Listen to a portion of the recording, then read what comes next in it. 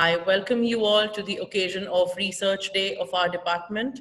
This is a unique concept that has been introduced by Delhi Metropolitan Education to inculcate research orientation and aptitude amongst the students as well as faculty of DME.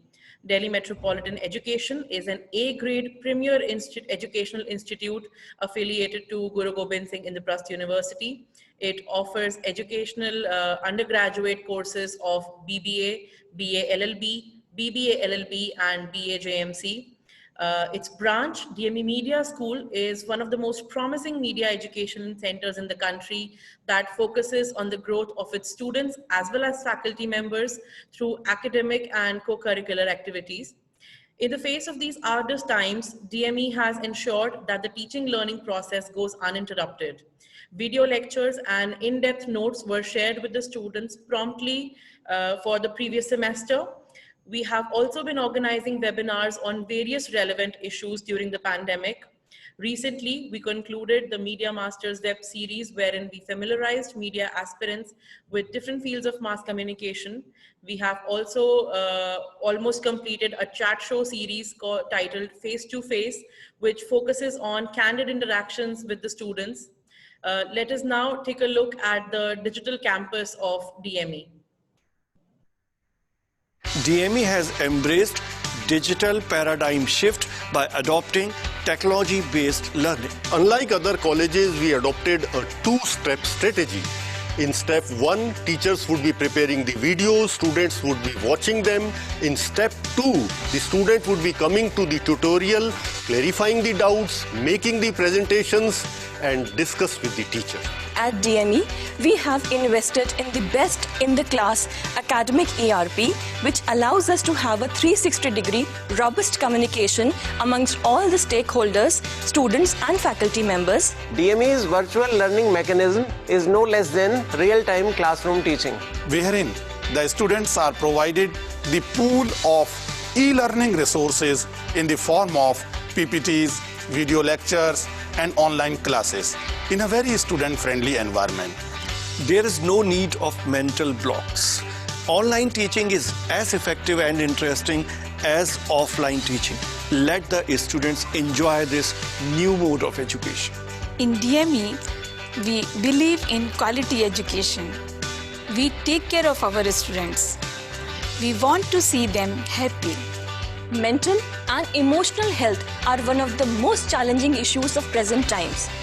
DME Mentoring Cell takes care of that. Not just this, we go beyond academic curriculum to instill the most important employability skills in our students.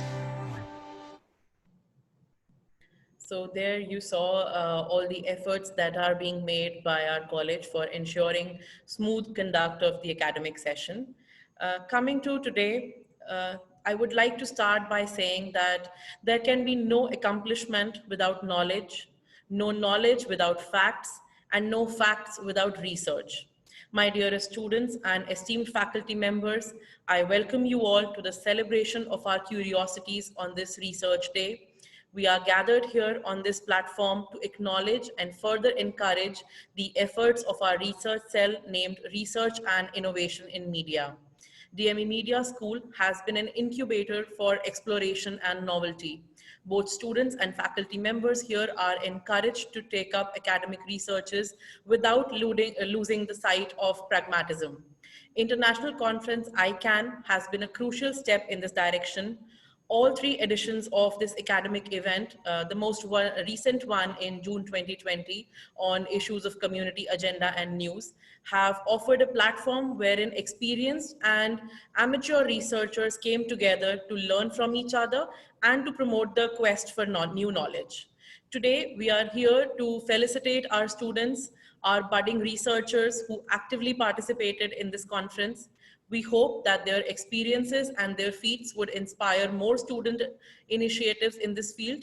Let us look at what some of these students have to say.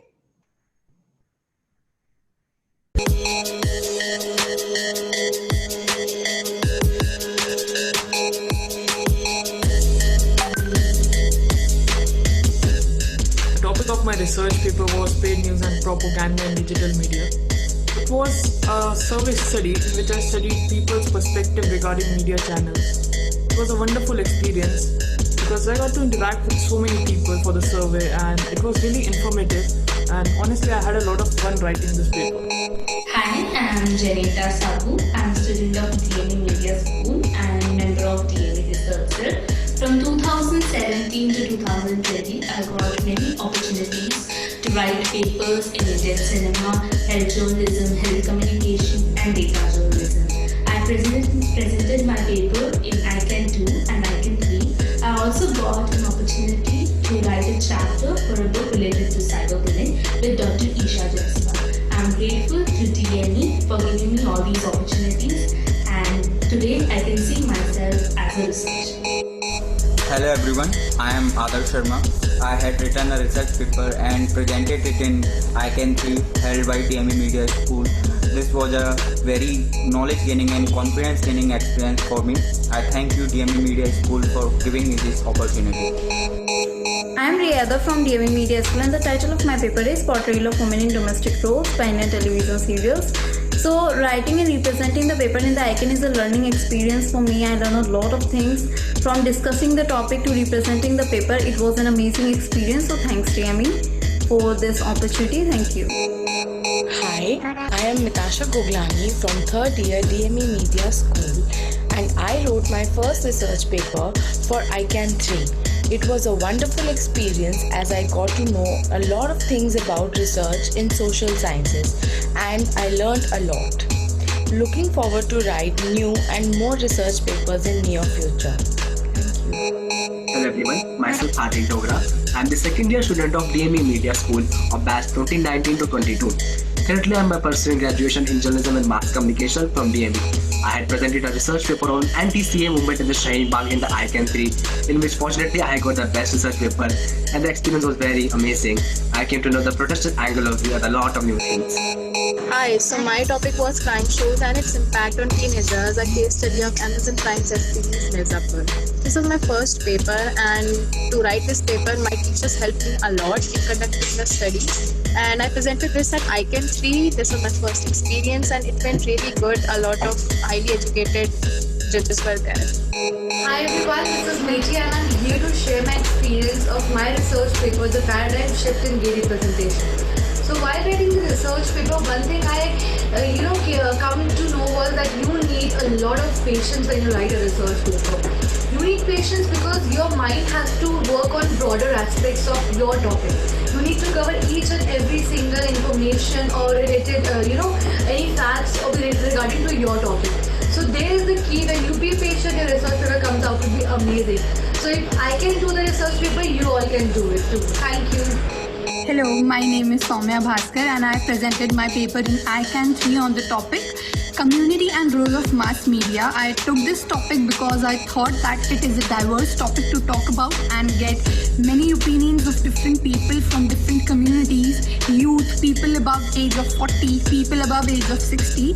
So I chose this topic, and I had a great experience because I got to talk to different people. I got to understand the different opinions, how people think, how people have the mindsets about the role of mass media that it is playing in today's society. So it was a very great experience because I am a beginner, I am a first timer. So it was a very nice experience for me to write a research paper on this topic, and I wish that I can get more opportunities ahead. Thank you.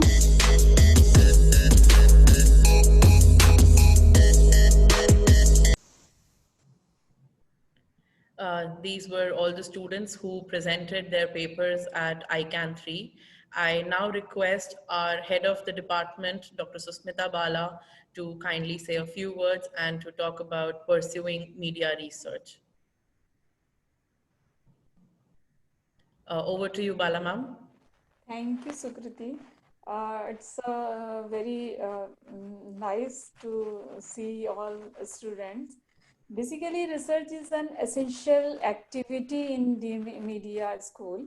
And DME Media School, we put lots of emphasis on research. In ICANN also, we always encourage students to participate, to write research papers. And in ICANN 3, 9 students participated. So that's very good. These students are making presentation today. So all the best. I wish good wishes, good luck to students, and thank you. Thank you all. Thank you, ma'am. As I already mentioned that today we are going to felicitate our students, and also we are going to see their presentations once again, so that those of you who missed out on the opportunity of learning from their presentations earlier at ICANN can relearn it today. And the students will also be sharing their experiences of writing the research papers, so that more number of students, more of you can be encouraged from your peers to take up this course. So now I first of all invite the final year, the outgoing batch student, Janita Sabu, to make her presentation and to talk about her experiences. Over to you, Janita.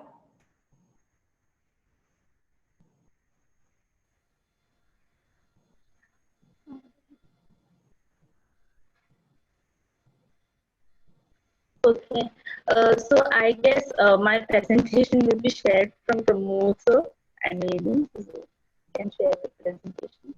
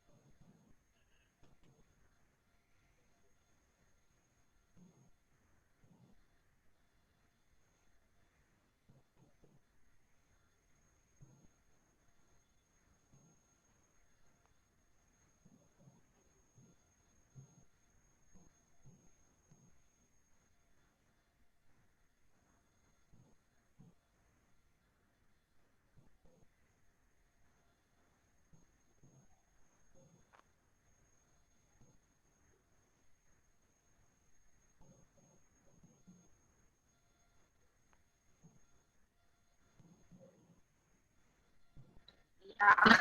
Okay, I'm audible now. Yes, you are, Janita. Okay, so I'll begin. So my research topic was initiating communication for menstrual health management for women in India, a call for media. So let me just give a brief introduction about it. So according to National Family Health Survey, it was mentioned that 62% of women in India between 15 to 24 years use clothes for periods. 48% of women in rural areas of women use sanitary pads, and 78% of women in urban parts. According to United States Agency for International Development, 70% more women have reproductive tract infection due to unhygienic methods of dealing periods. The same study also reported that one woman throws around 125 to 150 kgs of non-biodegradable fats in her entire life, which has high amount of dioxin, leading to cervical cancer, vaginal infection, and also it's hazardous to health. So my objective was to basically know the awareness level among women regarding the biodegradable products for menstrual hygiene. Yeah, so this was my literature review. All these studies were conducted on the perspective of the use of biodegradable products. As you can see, there is Center for Global Health Kenya Medical Research Institute. Then there is also a researcher at LUCSSUs, and there is University of Illinois at Chicago. So all these research papers were basically trying to reveal the importance of biodegradable pads or biodegradable way of menstrual hygiene. And there has been a stigma related to that biodegradable products like menstrual cups and tampons lead to toxic shock syndrome. So Sarah Gabrielson, a researcher, actually went there, did a research in Tanzania, and proved that there is no as such element of toxic shock syndrome due to menstrual cup or tampons. On the other hand, it is a productive way, as in Tanzania, most of the girls drop out due to their periods, as they have to stick to one pad for long, like 6 hours. and which is very unhygienic. Moving to theoretical framework, so I'm moving forward to my theoretical framework, the culture of silence. This theory was first used by author Paulo Freire in his book, The Pedagogy of the Oppressed. So here he was basically mentioning the culture of silence between the two economic groups, that is the rich and the poor, and how the one group is subordinated to the other. But in 2015, research author Tarishi Verma, she is from Tata Institute of Social Science, she used this theory in Indian sanitary napkin advertisements of culture of silence.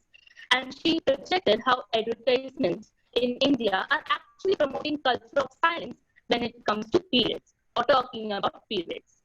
Here is the implication of culture of silence in the real world. In print media, according to NDTV reports, there was an International Women's Day event in the village of Uttar Pradesh, wherein they were actually promoting World Menstrual Hygiene Day. What happened was, it was an occasion to promote menstrual hygiene, but apparently there were no women standing on the podiums. And as you can see, there are all men. And after a few minutes, there were no women at all in the entire event. And these are the examples in electronic media. These are the advertisements of various sanitary pads. And I have also highlighted the statements they used while projecting this. And coming forward, so let me talk about diffusion of innovation, another theory. So this theory was given by Everett Rogers. I feel that it has also seen that there are 4 parameters, that is innovation, communication, social system, time taken. So if I talk about the stages of diffusion of innovation, there is awareness stage, there is interest stage, evaluation stage, trial stage, and finally the adoption stage. And we also have innovators that are virtuous innovators, जो सबसे पहले आके इस innovation को अपनाते हैं. Early adopters, जो कहीं से सुन के they make a favorable financial condition and they move forward to adopt the innovation. Then we have an early majority group, which they become the reference group for the subsequent adopters, and the late majority, जो बहुत देर के बाद इस तरह के एक innovation को अपनाते हैं, and probably the regards, जो सबसे last होते हैं किसी भी innovation को अपनाने से पहले. So this is an example of diffusion of innovation normalizing the world periods. You may be able to see that there is PV Sindhu and other celebrities.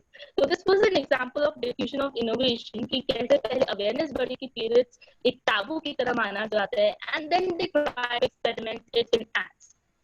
So let's me talk about the methodology of my study. So methodology of my study was, the research method was survey method, and it was quantitative approach. The age group was between 18 to 52 years, which is the journal age limit for your menstrual period. And however, it may differ from women to women, that is there.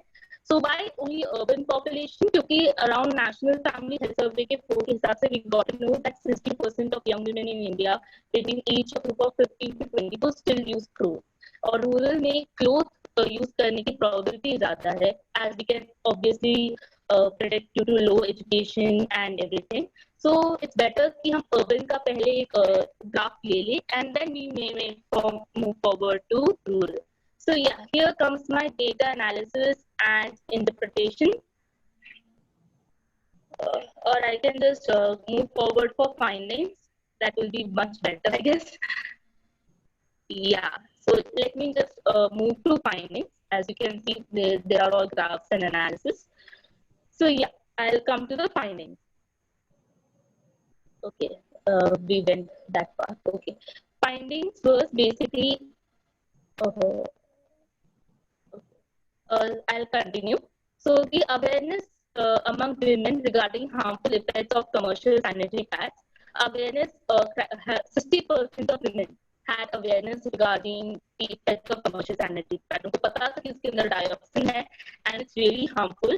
जबकि 40% Delhi NCR के women को नहीं पता था that such commercial sanitary pads can have dioxin and it's harmful to the environment and to their health.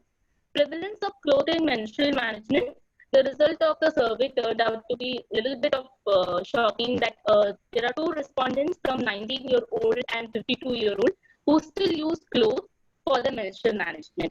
What was another shocking thing was the 19-year-old was not willing to switch to better menstrual products, but a 52-year-old was willing to.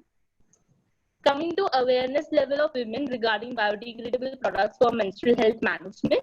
So according to the survey, 45% of women were aware of at least one biodegradable product, 25% of women were maximum aware of 2, and 11% of women were aware of all the biodegradable products.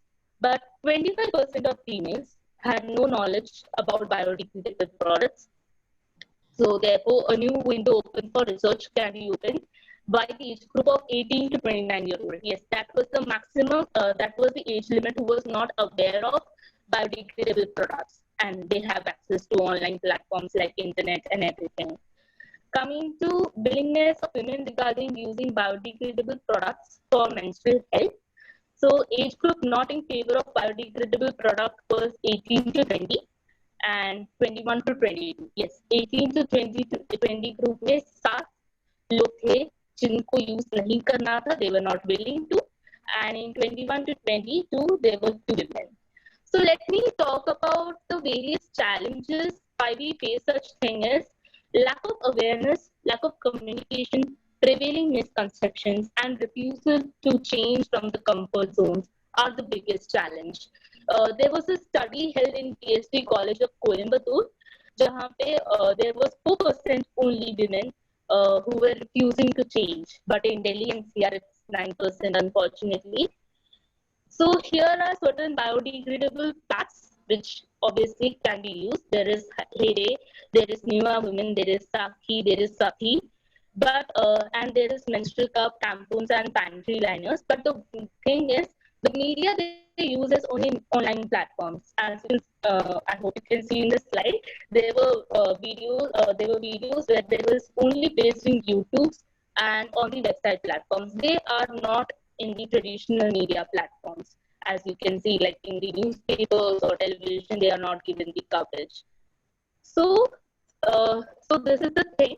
So I feel that in Delhi NCR, we are in the awareness stage right now, and there is a certain amount of interest developing. If I go through the theory of diffusion of innovation, but now it's time we are evaluating. We should evaluate. People should experiment such things. So yeah. So I think it's time to have choices in our necessities. So yeah, thank you. Thank you so much, Janita. It was a very wonderful presentation and a very wonderful paper that you have written on a very relevant subject, I would say. Thank you so much. And I would now request Hardik Dogra, our student from second year, to please present your paper, Hardik.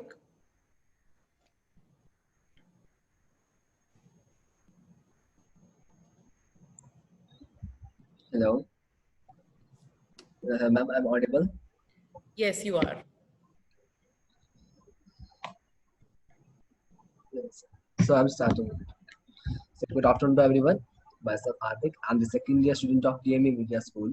The title of my paper is Studying Growth of Anti-CA Movement in Shaheen Bagh. So let's start with it. From 15 December 2019, a 24/7 protest continues in Shaheen Bagh in the heart of national capital against the Citizenship Amendment Act. This amended act prescribes citizenship to illegal migrants of neighboring countries, which is of Pakistan, Afghanistan, Bangladesh. But this opportunity is being only available to religious persecuted minorities, which is Hindu, Sikh, Buddhist, Jain, Parsi, and the Christian. As protests have been seen in various parts of the cities and the world due to the cause of the not against principle of secularism, but also against liberalism, equality, and the justice. I had made this paper completely on survey based, in which I had surveyed 115 protesters. The objective of the study is to find out the understanding of the issues of the protesters, what factors have contributed to growth of the Shaheen Bagh, and how the information communication is happening on the ground. So let's come to some background introduction first. Citizenship at commencement of constitution does not have any elaborate provision in this regard. But after making further amendments that before 1987, it was sufficient for a person to be born in India to acquire Indian citizenship. but it was further changes amendment in 2004 that at least one paragraph should be Indian and others should not be illegal immigrant. As protests has been seen in various parts of the cities and various parts of the world, but on 15th December, protests has been started. On 15th December, two events happened. One is Shaheen Bagh protest started, and other one is Jamia Millia Islamia, where police beautifully entered the college, university, and beaten the students. So this make more anguish and more activism and more push towards the protest of Shaheen Bagh. So due to shortage of time, let's come to result and finding only. So next slide, sir. Yes. So as I said that I has asked the 5 questions to 115 protesters, in which first question is, sir, period slide. So first question first. Before this, yes. So how many protesters know CAA and do they know how CAA is unconstitutional? So here, if you can see the graph in the first graph, the 71 protesters answer properly. Here, properly means who answer with full definition and know its meaning. But partially, our number is 36. The partially means who are mixing with the NRC meaning also, and NPR, and someone mentioning with the triple talaq also. There were 7 protesters simply said that they would know about CAA, and one protester also given wrong definition. When I further asked about the unconstitutionality of the CAA, 70 protesters answer fully. Properly means that who mentioned for articles and use constitutional words in their answers. But there are 24 protesters partially, and 4 protesters don't answer, and 2 protesters give other reasons, which are somewhere relatable, somewhere other relatable also. And 4 protesters given wrong definition, and whereas 5 protesters give only said that only CAA is unconstitutional. So let's go to next question. How will CAA and NRC the first steps towards dividing India again? Agree or deny? Why? When I asked about this question to the protesters, 86% agree to this statement, but 11% don't answer, and 3% denied this statement. When I asked about the reasoning of this agree or deny this statement, only 59% given reasons, but 8% also given wrong reasons. One thing I noticed that in the answering in reasoning of this agree or denying this statement, protesters are mentioning political party or targeting political party in their answers. As you can see in the third graph, 46% protesters mention political party in their answers, whereas 54% didn't mention it. So let's come to the next question. Do protesters feel that fraternity is threatened? If yes or no, why? So here, 86% protesters feel that fraternity is threatened, means brotherhood, whereas 12% not answered and 2% didn't feel it. And when I further asked about the reasoning of feeling threatened or not, 67% given reasons and 14% not given wrong reasons. Here, wrong reasons I can say that they are irrelevant because of massive crowd, they have some partial answers or something more many reasons. And 19% given didn't give any reasons. Here, I'm not able to find commonality among the reasons, so I don't mention because of large number of variation among the reasons. So let's go to the next question. Do protesters tell that what is the significance of Shaheen Bagh in the going demonstrate struggle in India? Here, 71% protesters answered yes, where 21% don't answer. Here also, I'm not able to find a commonality among the reasons due to large variation. So let's come to the next question. Supreme Court refused the stay on CAA. So what are the protesters' plans for getting the relief? When I asked the protesters the questions to protesters, here I able to find 2 commonality among the reasons, which is by staying and keep struggling, which is answered by 58 protesters. And the second one is that by night and more people, which is answered by 22 protesters. And 23 protesters give other reasons for this, whereas 13 protesters didn't give any reason. So let's come to conclusion. That conclusion is that protest will not end from their side, but unfortunately becomes so due to COVID. And one common opinion emerged that they want scrapping of this unconstitutional law. So let's come to further observation which I have done during the study. Next slide. Yeah. So as I said, the observation stated that 40% of protesters are educated.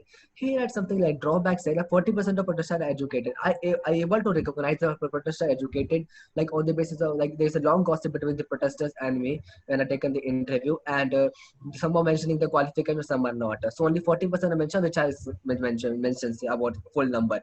Whereas 65% protesters of 25 to 45 are jobless and mostly are related to engineering field only. And I had divided this process according to my observation into 3 phases. So first phase is controversial protest statement. This is a very something so good. But the controversial protest statement is that when the CA has been introduced, there has a massive protest happened in various parts of the cities and various parts of the world. So as in India also, the protest has been in very massive, large scale. And the protests include a large number of Muslim population. Every Muslim population have no literacy yet. So even when any media person taken the interview a bit of it, that irrelatable or illogical videos gone viral, and that's making something an issue of the Muslim community, or that they don't know what CA and they come to the protest. Second phase is a structured development and session. This is the main phase in the Shaheen Bagh, in which food side, food department, a legal department, media site, and washrooms have been developed in the Shaheen Bagh protest site. Yes, and the session I'm saying that about the session, this is a cluster of groups. The cluster of group, I'm saying that the cluster of groups is all about the educated person, the scholars, the researchers, lawyers, journalists, and even the students of Jamia are teaching the protesters how to argue anyone, how to convince that CA is unconstitutional, how to answer the journalist. So these things are going to practice in the massive scale in the Shaheen Bagh in the cluster of the groups. So that's why due to the low literacy rate, they are well aware of these laws like CAA, which earlier isn't possible. So anyway. So, and third phase is media forget Shaheen Bagh. In media forget Shaheen Bagh is the phase that when the media only highlighting the Shaheen Bagh when there is any hearing in the Supreme Court regarding the blockage of the road or regarding the issues of the protesters. So that's all. Thank you very much. Thank you so much, Hardik. And the paper was definitely very nice. You also won the certificate for the best paper presenter in that session. Would you please share your experience of writing this paper overall and the support that you received from teachers, or what would you say to your peers for encouraging them to also pursue research? Yes, thank you very much for this opportunity.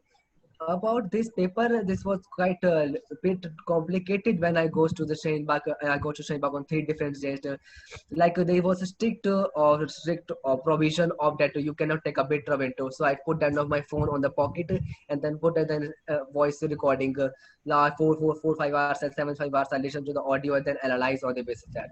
And the support I gained from our first to the previous to Ambrish sir, from that Ambrish sir only gave me this idea of this writing on the Shaheen Bagh, and the Pramod sir also even helped me a lot. Even Kamil sir also, even Sachin sir suggested me about the presentation ideas, about presentation, how to give presentation. So a lot of support have been given by especially by the Ambrish sir and the Pramod sir. And about this issue, I will go to batchmates, the vice to my batchmate, I will give you that Ambrish sir always stress all the contemporary topics and always stress on the read a lot. So when I asked the question about this Shaheen Bagh issue, so that's why he also suggested me that you know well about the issue, so make the research paper on that issue only. So if advise my batchmates to study on the contemporary issue only, then you will find certain topics of that to make a research paper. Say there are massive, like I read a lot and now I have many ideas to make a research paper in future. So thank you very much to all my teachers and all support. Without this, it wasn't possible to do so. Thank you so much, Hardik. And I now request Adarsh Sharma, our next student from the outgoing batch, to please present your paper.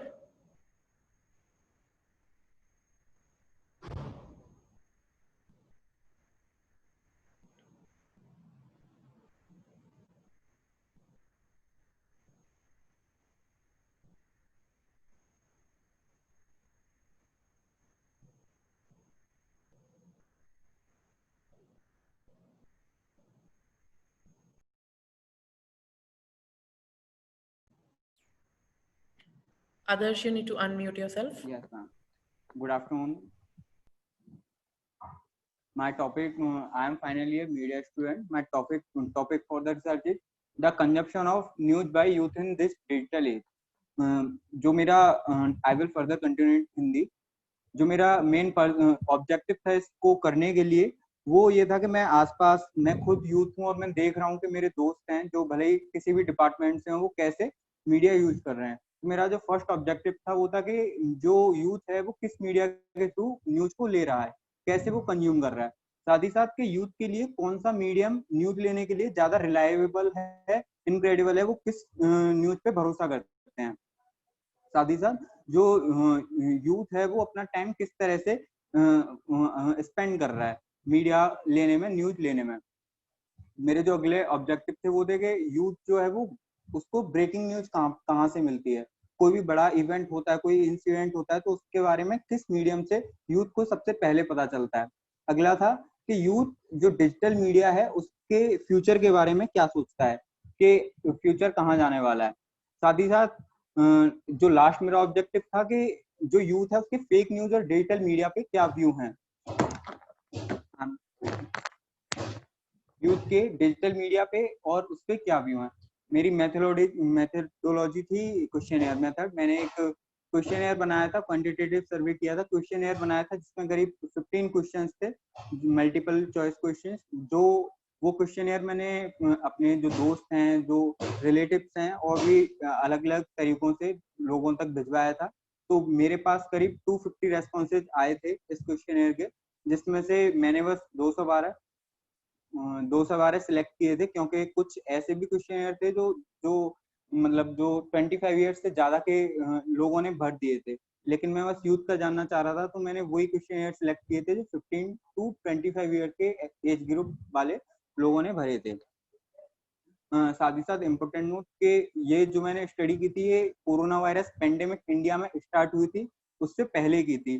तो अब हो सकता है कि digital media को लेकर लोगों की सोच, यूथ की सोच और भी ज्यादा बदल चुकी हो, क्योंकि दूसरे जो ट्रेडिशनल मीडियम थे वो थोड़ा चेंज हुए हैं। पेपर पढ़ने की आदतों में लोगों का बदलाव आया है और लोगों के पास टाइम भी ज्यादा हुआ है। तो हो सकता है कि अब थोड़े ट्रेंड जो बदल गए हों।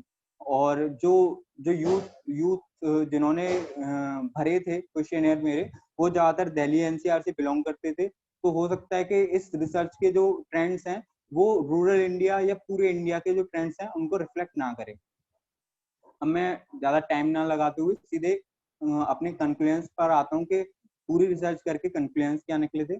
मैंने रिसर्च में ग्राफ्स के थ्रू समझाया था, लेकिन यहाँ पे थोड़ा टाइम की कमी रहती है, तो मैंने एक साथ सारे कंक्लूजन दिए हैं। तो सबसे पहला कंक्लूजन था कि 55% जो लोग हैं वो न्यूज लेने के लिए डिजिटल मीडिया पर डिपेंडेंट हैं, वो डिजिटल मीडिया से ही न्यूज ले रहे हैं। साथ ही साथ 39% लोग मानते हैं कि डिजिटल मीडिया सबसे ज्यादा क्रेडिबल मीडियम है न्यूज के लिए, लेकिन 37% लोग मानते हैं कि न्यूज़पेपर सबसे ज्यादा क्रेडिबल मीडियम है। तो ये निकल कर आया कि अभी भी लोग डिजिटल मीडिया को और न्यूज़पेपर को ही क्रेडिबल मीडियम मान रहे हैं। हाँ, टीवी को लेकर कोई वो बहुत कम परसेंटेज था, टीवी को ज्यादा लोग क्रेडिबल मीडियम नहीं मानते, टीवी न्यूज को। 18% लोग हैं जो वो बस 18% लोग ही हैं जो न्यूज है उसको ट्रेडिशनल मीडिया से ले रहे हैं, ब्रेकिंग न्यूज को। जैसे कोई बड़ा इंसिडेंट हो रहा है तो वो ट्रेडिशनल मीडिया से न्यूज मिलने का वेट करते हैं। बाकी जो 82% लोग हैं उनको डिजिटल मीडिया के जो अलग अलग सोर्सेज हैं, भले ही वो ई न्यूज़पेपर हो, चाहे सोशल मीडिया हो, चाहे दोस्तों द्वारा भेजे जाने वाले मीम्स ही क्यों ना हो, उनको कोई भी बड़ी ब्रेकिंग न्यूज उन मीम्स के थ्रू या सोशल मीडिया के थ्रू, नोटिफिकेशंस के थ्रू मिल जाती है। अगला एनालिसिस था वो था कि जो ऑलमोस्ट जो 76% लोग हैं वो टेलीविजन देखते हैं, भले ही आधे घंटे टेलीविजन पर न्यूज देखते हैं, भले ही आधे घंटे के लिए देखें या आधे घंटे से ज्यादा के लिए देखें, लेकिन 76% लोग न्यूज जरूर देखते हैं। करीब 59% लोग रोज डेली न्यूज़पेपर पढ़ते हैं, चाहे आधे घंटे के लिए पढ़ें या उससे ज्यादा के लिए पढ़ें। लेकिन ओनली 21% लोग ऐसे हैं जो रेडियो डेली सुनते हैं न्यूज के लिए, आधे घंटे या आधे घंटे से ज्यादा। ये एक रिफ्लेक्ट करता है कि रेडियो की जो पॉपुलैरिटी है उसमें किस कदर गिरावट आ रही है, कितना कम लोग रेडियो को सुनते हैं। और साथ ही साथ 85% लोग जिन्होंने जो सर्वे का पार्ट थे वो डिजिटल मीडिया पर न्यूज पढ़ते हैं, आधे घंटे या आधे घंटे से ज्यादा के लिए। ये बताता है कि डिजिटल मीडिया को लोग कितना ज्यादा यूज कर रहे हैं न्यूज देखने के लिए या न्यूज पढ़ने के लिए। डिजिटल मीडिया इसमें सबसे आगे है। इसके साथ अगले और जो मेरे कंक्लूजन थे वो थे कि 82% लोग हैं वो ये बिलीव करते हैं कि डिजिटल मीडिया आने वाले टाइम में जो न्यूज वर्ल्ड है उसका फ्यूचर होने वाला है। आगे चल के लोग डिजिटल मीडिया पे ही सबसे ज्यादा डिपेंडेंट होंगे, अभी से हो चुके हैं, लेकिन आगे चल के परसेंटेज और बढ़ने वाला है, ऐसा 82% लोगों ने माना।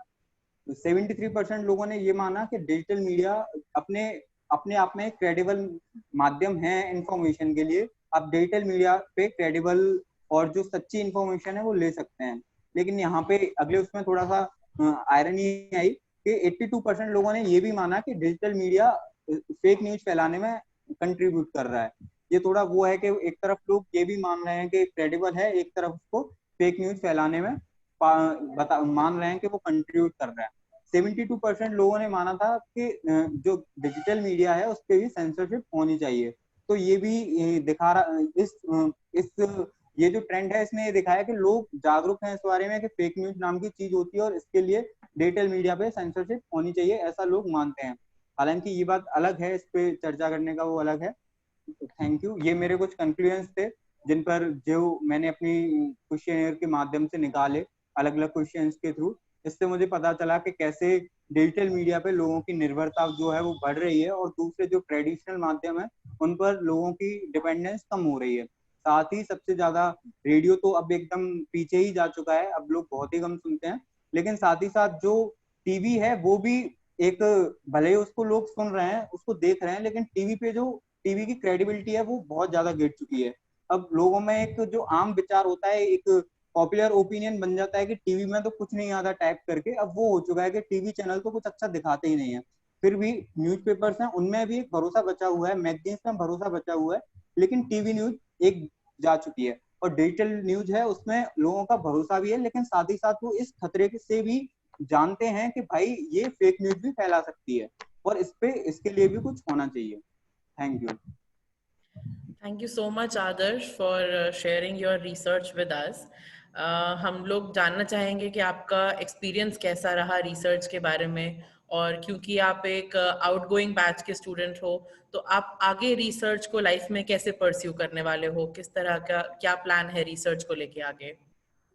मैम जब 5th सेमेस्टर में रिसर्च हमारे सिलेबस में आई थी, मनमीत मैम पढ़ाने आई, तो मनमीत मैम ने स्टार्टिंग से इतने अच्छे से हमें पढ़ाया, हमें जानकारी दी, तो धीरे धीरे हमें रिसर्च करनी थी। तो मैं थोड़ा न्यूज वगैरह देखता रहता हूँ तो चीजें पता चलती रहती हैं, तो मैंने मैम के साथ कई सारे आइडियाज शेयर किए। तो मैम ने कहा कि आदर्श तुम इस टॉपिक पे करो, तो मैंने उस टॉपिक पे धीरे धीरे अपना उसके जो अलग अलग लोगों की वो पढ़ी, जो इंडिया में जो ट्रेंड्स हैं वो जो पुरानी रिसर्च हो चुकी है उनके बारे में भी पढ़ा, जो वर्ल्ड के ट्रेंड्स हैं उनके बारे में भी पढ़ा।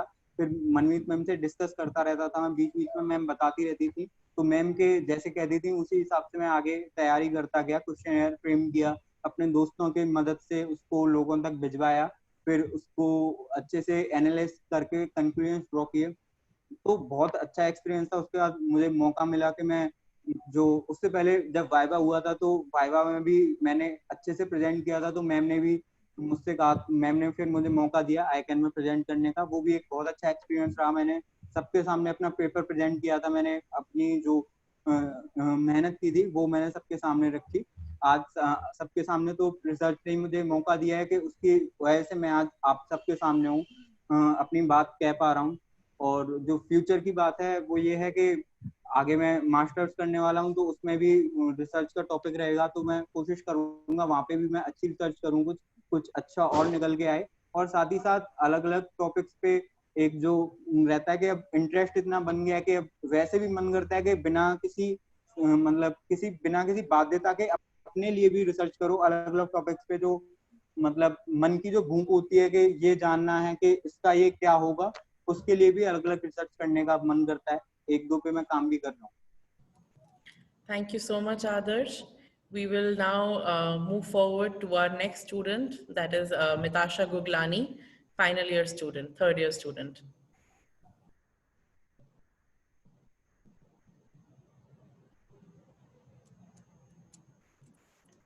Mitasha, could you please turn on your camera and microphone?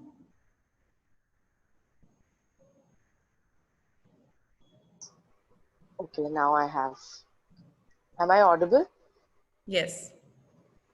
So I think Pramod sir Mitasha, can you please turn around your camera, your mobile phone? Can you please keep it horizontal? Like this, sir? Yes. Okay. Just a second. I was not prepared for this.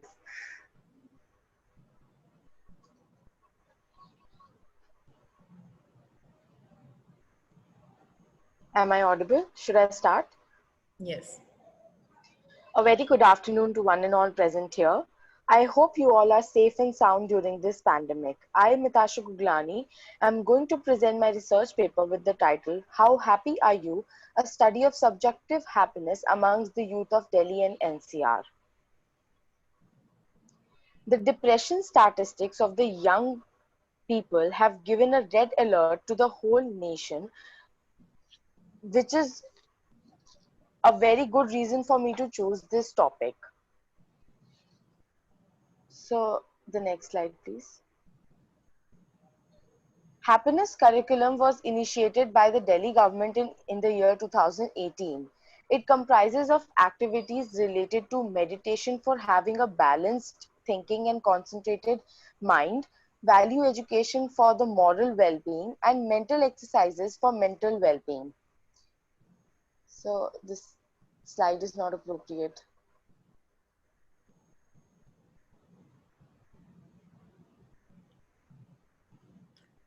I think the one before this one.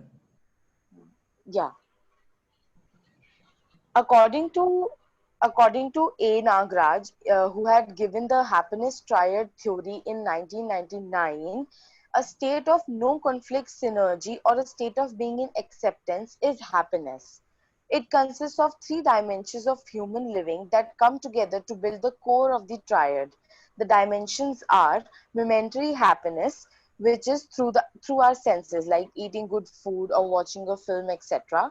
Deeper happiness, it is through our feelings in relationships. Example, values of affection, trust, respect, etc. Also, the feeling of expectation deals with deeper happiness. And last, the third triad, the third section of the triad is learning and awareness. It is also called sustainable happiness. For example, the happiness we feel after solving a problem, understanding a concept, or learning a new skill, etc. This happiness stays with us for a long period of time and is also known as sustainable happiness. Subjective happiness. It was given by Sonja and Lepper in the year 1999.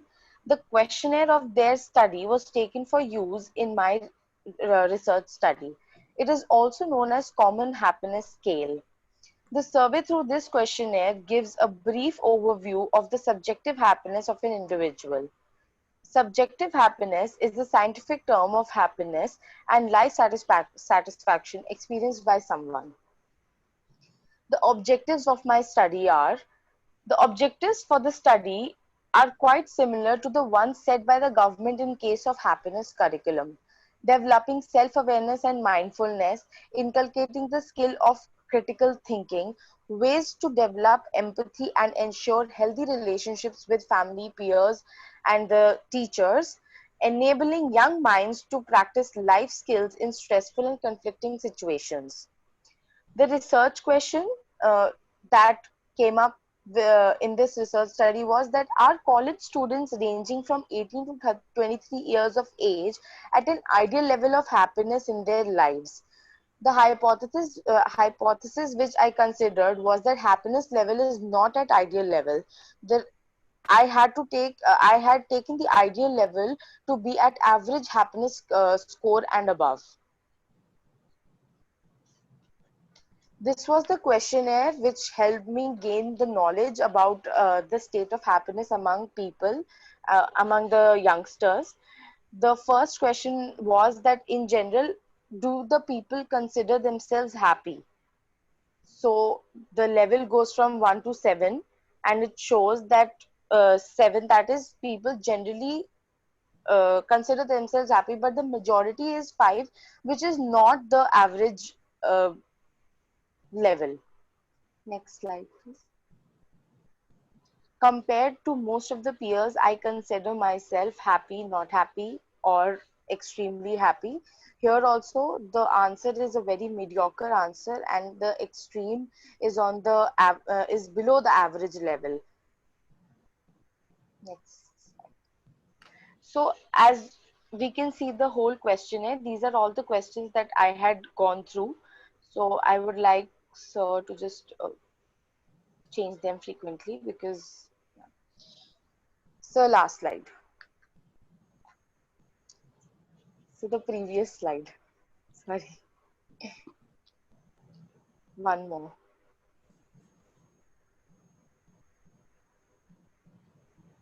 Yeah. So the result of this study was that 23% of the respondents came under the first category, which was more than average subjective happiness levels, which was fine. 38% of the respondents came under the second category, that is average subjective happiness level, which was considered to be the average level. 39% of the respondents came under the third category, which is less than average subjective happiness level, which clearly shows that the majority of people were unhappy according to all the situations and circumstances given to them in the questionnaire to examine and to tell.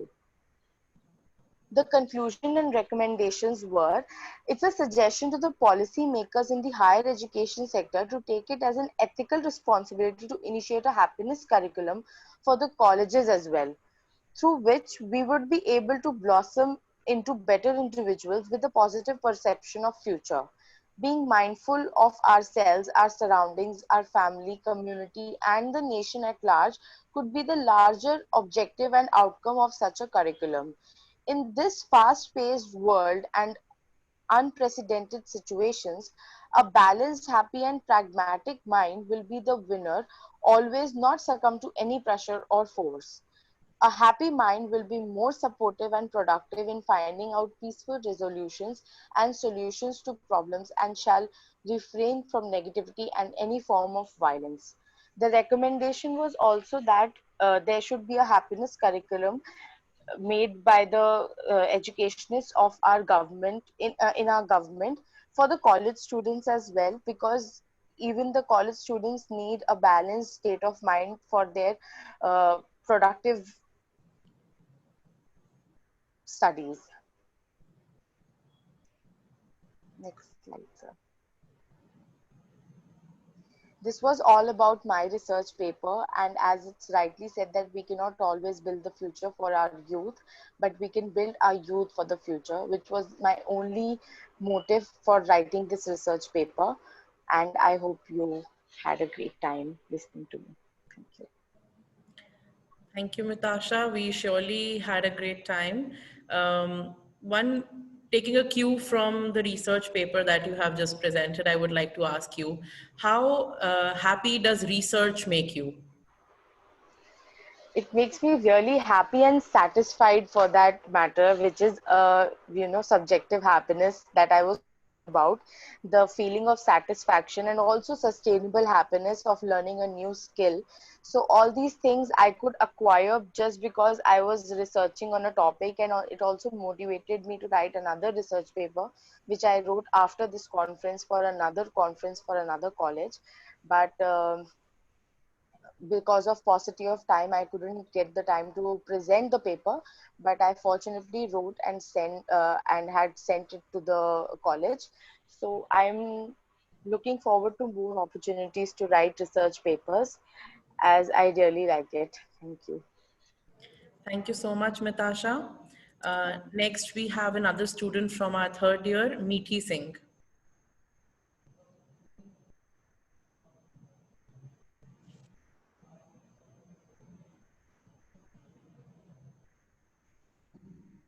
Very good afternoon to one and all present here.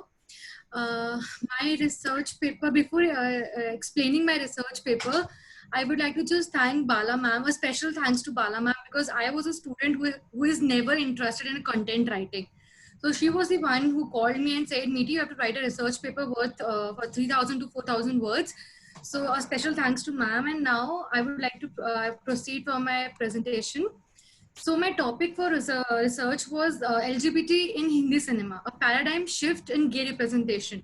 Why I chose this topic was because I was seeing a very less sensible portrayal of such community in the films and our cinema.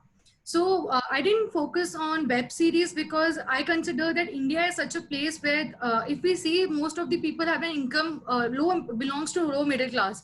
So I thought of cinema.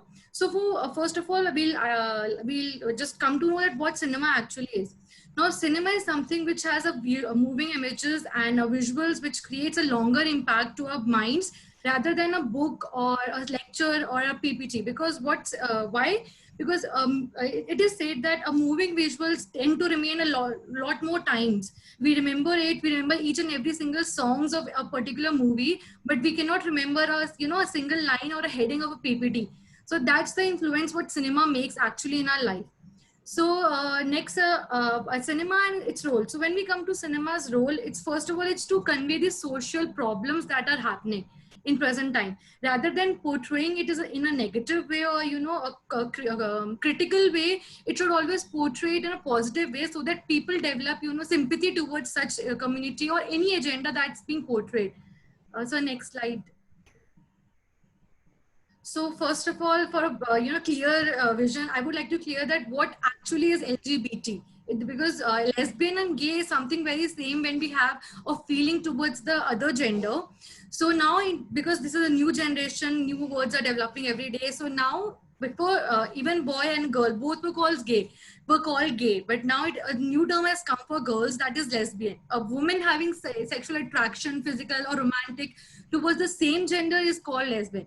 When we come to bisexual, we mean that we have, emotional attraction, sympathy, love, romance towards any gender.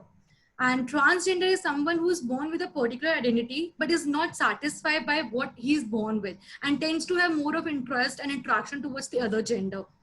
So this is what a broad and brief term I'll explain. Now coming to LGBTQ and how it is portrayed in Hindi cinema. LGBT before 2015, we have noticed that LGBTQ was portrayed in a very, comical relief, villains, and a funny character, which gave it a negative and a funny way of looking that, oh, it's like, oh, they're so funny, they're not normal, they wear such clingy clothes and everything. So now we have seen that after 2015, there's a shift. We see a shift that now LGBTQ is being presented in a very subtle manner, a sympathetic manner, so that people develop, emotion towards them. So my paper, my methodology for the paper was that I'll see how much importance the narrative has been given in the movie, how they are portrayed, and all the positive and the negative stereotypes that were associated with them. My research was based on content analysis, watching of the movies and studying some of the literature reviews about that related to that movies. And the criteria was films before 2010 and films after 2015 when Section 377 was removed. So now I'll come to the brief conclusion about what movies I analyzed.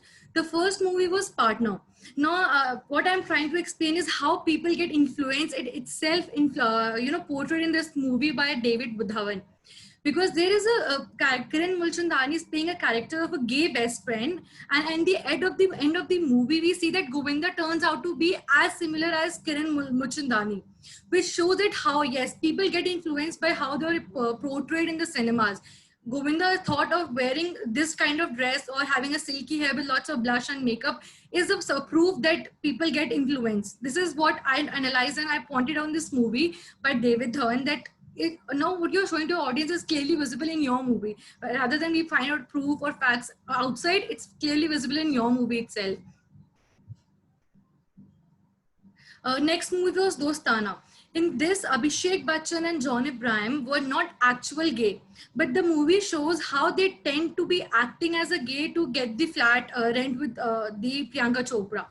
Now, when we see that how they are acting it's shown that, it's like acting like girls more rather than acting like gay. But one point I noticed here was Abhishek Bachchan having the scarves and the floral t-shirt was not a depiction of what gay actually wears, but is a depiction of self-love, because maybe he had that personality of wearing the floral t-shirt or a scarf around him. But at the end, we see that how sensitive way it was portrayed in the end, that Booman Irani tends to have attraction to a guy he met just 10 seconds before.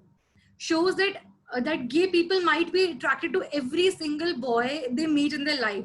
Is like kind of very funny and very pointing out that that's not the reality we face in actual life. This is that what movies are showing us. Then after 2015, when we had seen a little shift in the movies and their portrayal, we'll come to Kapoor and Sons. This movie was a breakage to all the stereotypes in the Bollywood about the gay representation. Here, Fawad Khan was being portrayed as normalized character as any other boy. He was not clingy, he was not wearing any colorful clothes, having a lot of makeup or blush on, or nor was he a fashion designer in the movie. He was a successful writer, which shows, yes, the gay characters are as normal. They could do anything they want. They could be an architect, they could be a teacher, they could be a writer, a director, not just fashion designer or something related to girls thing. So this movie broke all that stereotype and it came out to be. The next movie was the blockbuster when it was released in the theater, Shubh Mangal Sada Savdhan, breaking each and every single stereotype related to gay portrayals. In this movie, it was clearly seen how independent and open-minded now the people have tend to be, because a director will only produce a movie when he knows that his audience would love it, will watch it, and will make it a blockbuster. So here we can see that there's a shift between not only the directors, but also the viewers of the movies. In this movie, we see a very clear footage of two men kissing widescreen on the theaters and everywhere. YouTube, it flashed on YouTube, news channels, Twitter, everywhere about Ayushmann Khurrana kissing a boy on screen. So this broke a stereotype. And also in this movie, if we see, this movie has some 10% of previous portrayal, whereas 90% of the present and the positive portrayal. Why 10% of previous portrayal? Because we see Ayushmann Khurrana having a nose piercing and having a very lean and walking style in his body personality. So there, I think that this should not be as portrayed as this way, rather than portrayed as the point of his personality, because I couldn't connect that nose piercing to his personality. So for me and my analysis, I thought that this is something which was portrayed before, like for a comic relief, or maybe to give a funky look to Ayushmann Khurrana.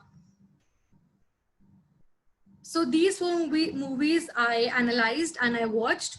So in the end, the theory that applied to my content was the bullet theory. Now, bullet theory means that whatever the media injects to its viewers tend to believe that this is correct without any further assumptions or findings. So we believe that cinemas, when showing such movies to their viewers, tend to inject these kind of portrayal, personality development of these community to the minds of viewers.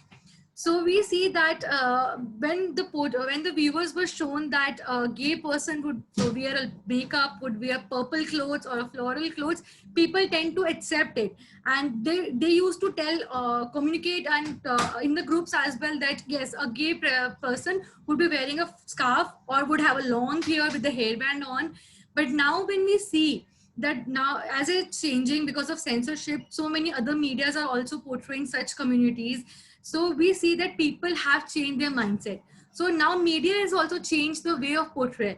Now when people accept the gay community and their portrayal in a positive and leading roles in film, then media and the directors are showing us that yes, you take this leading role and present the leading role. So this is how it's changing. The bullet role and all gender and depiction and portrayal is changing all around the time. So next slide. And conclusion, now when we come to conclusion, there is still some time that will take to reach that point where gay is normalized in every movie, not just some of the movies by some of the directors, but in TV serials, web series, movies, everywhere this concept, this community is going to be normalized. Because I was talking about Hindi cinema, I still find a lot of more scope for them being portrayed in a positive way, in more better way. So that was my research paper in short and brief. And thank you so much.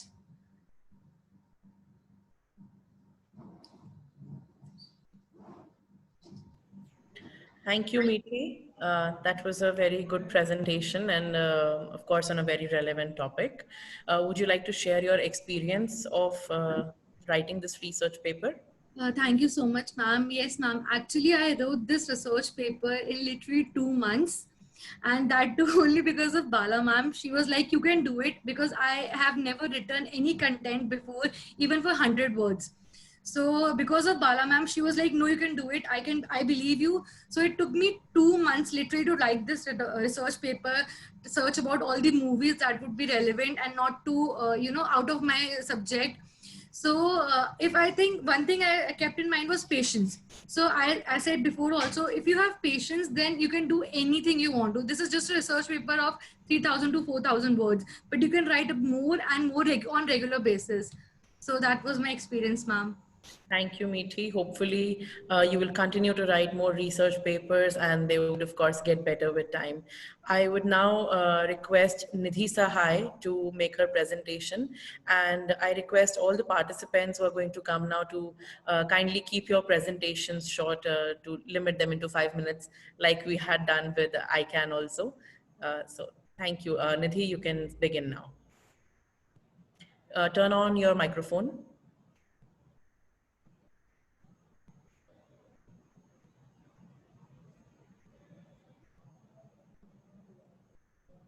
You are unmuted now. Okay. So, ma'am, should I share my screen? The screen is already being shared. You may simply begin. So my topic was crime shows, crime web series and its impact on teenagers, a case study of Amazon Prime web series Mirzapur. So for the introduction, we know that daily soaps have been in the go for a long time, but the audience can't relate to this daily soaps content because we can't relate to those women who wear very gaudy clothes and doing all the households on daily basis. So people wanted some realistic content. And then two factors at that time, 2010 around, two factors came. First, that demand for content, and second, the internet. So then the OTT platforms came into the scene. YouTube, Amazon, Netflix, Z5, they all came and people saw web series. They started liking web series because they were small and more realistic as compared to daily shows. So later on, around 2018, two web series came, which were Mirzapur and Sacred Games, and turned the whole web series culture in India because they were highly liked and appreciated by the audience. So the purpose of my research was to analyze the impact of such kind of series on basically teenagers. So the age group which I chose was 13 to 16, and it was conducted on the limited areas of Delhi NCR. The methodology slide. Yeah.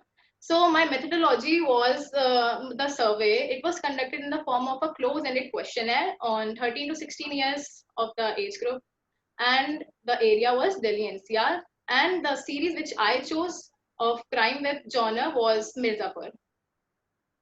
The next slide. Yeah, so here's the respondents profile. Yeah, so the age group we can see here is 13 to 14, 14 to 15, and 15 to 16. And the gender we have are male, female, and prefer not to say. And the class we have are 8th, 9th, 10th, and 11th. So next slide. So here's my first key finding, that did you like the originality of Bloodshed? And the majority of the response is yes, the series was great because of that.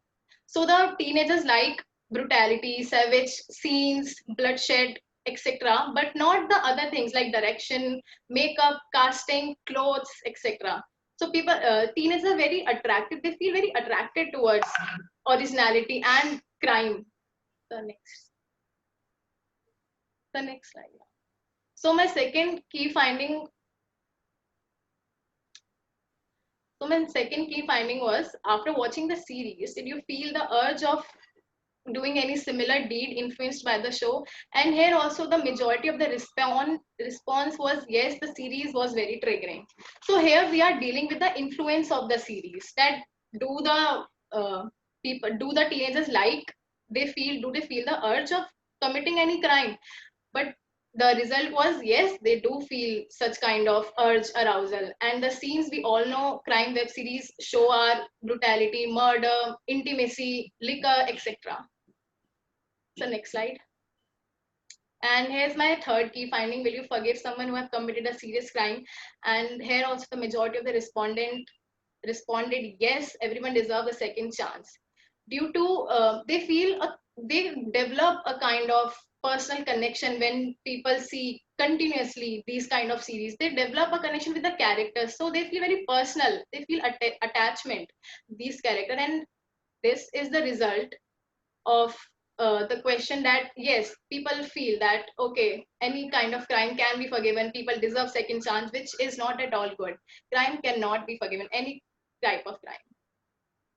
So the conclusion of my research is very clear that yes, the teenagers basically, they are at a very vulnerable stage at that time. 13 to 16 is a very small group. They're not even adult. They don't know about the outer world, about the mafia culture, about the cruelty. But at this vulnerable time, they are getting influenced from these deeds, from blood, from crime, from intimacy, from cigarettes, liquor. That's a very serious topic of concern, because this can turn their thinking ability towards a dark side, which should not get promoted. And also they know that the parents don't encourage such kind of activity, but still the curiosity the curiosity force them to watch such kind of series, and they really like it because again the reality. The next slide. So here are the research implications. First, the OTT platforms or any platform which shows web series, they can make it age restricted, as many platforms don't have age restricted content. And second, use of parental control every time the child goes to watch some content on web. And third, make a more comparatively refined content. There is no need of every time showing blood on the screen, but comparatively they can make refined content. And my research limitations were, the survey was conducted in a limited area because of the time factor, and the age group was also limited, as a broader age group see these kind of series or every kind of series. And also there was a limitation that some teenagers, the group which I selected, some teenagers don't have internet access, but they do understand these mafia culture and brutality and savage scenes. So that was my research limitation. Thank you. Thank you so much, Nidhi. We would like to know from you that since now you are in the final year in semester 5, and you are obviously now starting with the subject of media research, what is the mindset, what is the expectation that you have for this particular subject that you will be studying now? Ma'am, the expectation which I have from this subject is I want to know research in a more technical way. When I wrote this paper, I didn't know research in a very broader way or in a very detailed way. So I'm expecting that I can know about it in a technical way, and therefore I can write a more refined paper, as this was not that refined, but I hope. Thank you so much, Nidhi. Now we move forward, and I would like to invite Ria for making her presentation. Ria Yadav.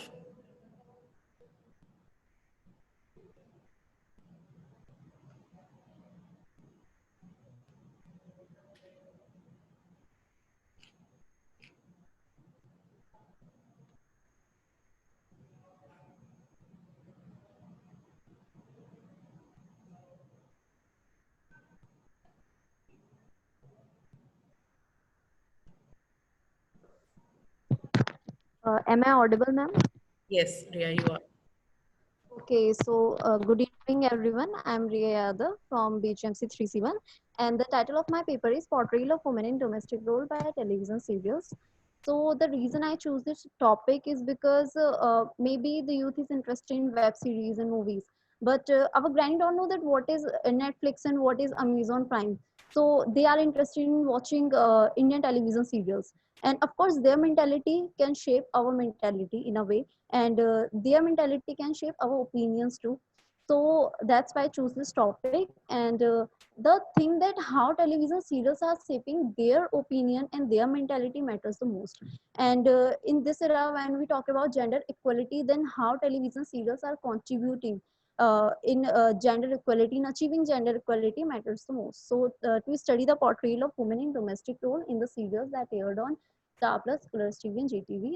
And the objective of this study is to study the stereotyped image of women and to understand if television serials are promoting it or breaking it. Sir, next slide, please. Okay, so the research method we used in this research paper is content analysis method, and we choose a channel on the basis of TRP given by the Broadcast Audience Research Council in the year 2020. So next slide, please. Sir, I would like to skip this part. Okay. So the first channel we have is Star Plus, in which the first serial we have is Ye Hai Mohabbatein. So Ye Hai Mohabbatein is a serial in which the story revolves around Ishita. Ishita is a female character who is a doctor by profession, and her life is revolving around Raman and Raman's daughter Ruhi. She is very emotionally attached with Ruhi, and despite the fact that she is a doctor, she can always be shown in doing cooking and cleaning in the house. So and the next so she is a kind of woman who deals with her professional life and her personal life, and she is contributing in a domestic role very well. So then the next serial we have is Ye Rishta Kya Kehlata Hai, in which the Akshara is the female character who can deal with any kind of problem, whether it is related to finance problem, whether it is related to home chores. And she is a kind of woman who is a very obedient daughter-in-law and very obedient wife, because she never talk back to her parents and to her in-laws. And she always she is a very sanskari type of woman who always use heavy jewelries and saris and such kind of things. Then the next serial we have is Ekdham Sargun Sampan.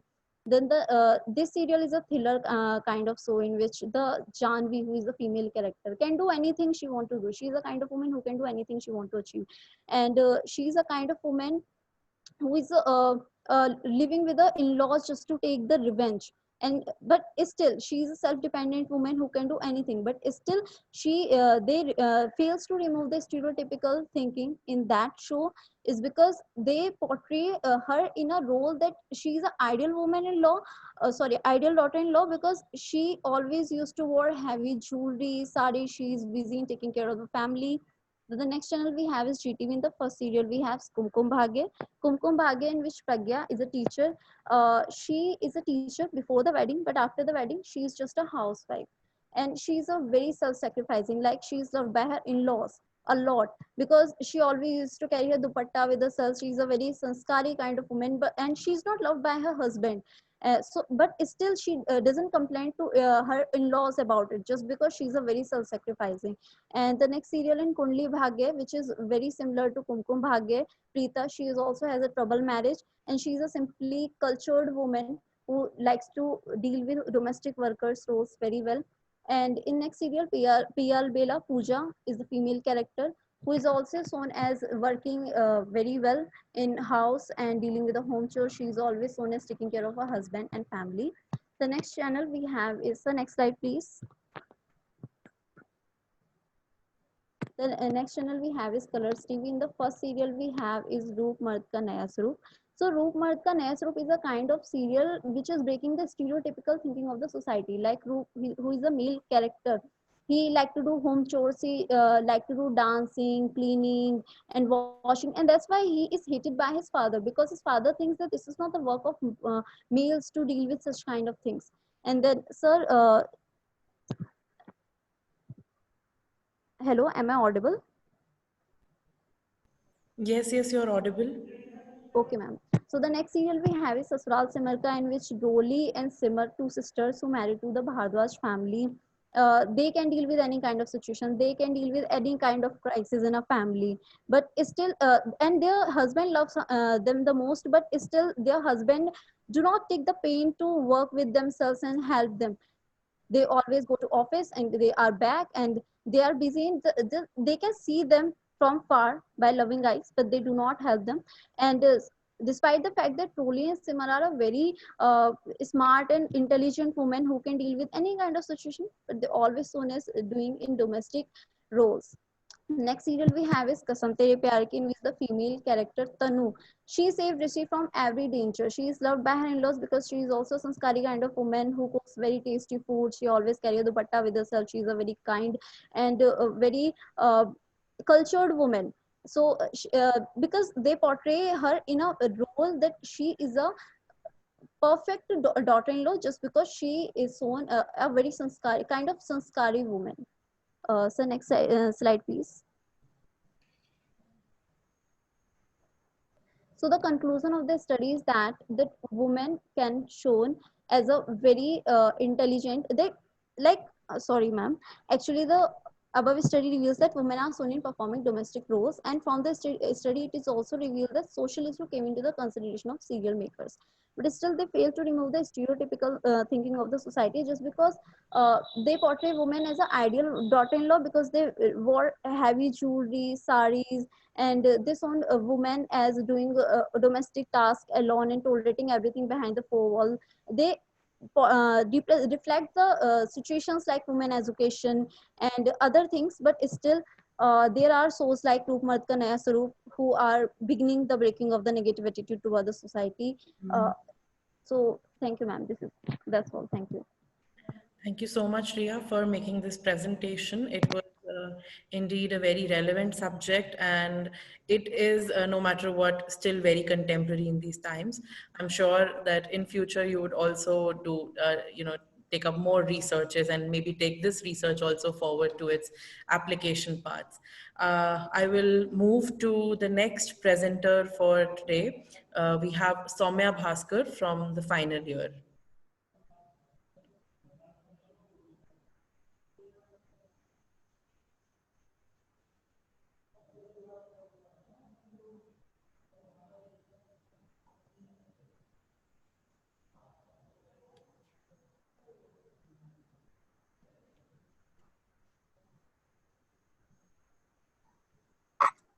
Good afternoon to one and all present here.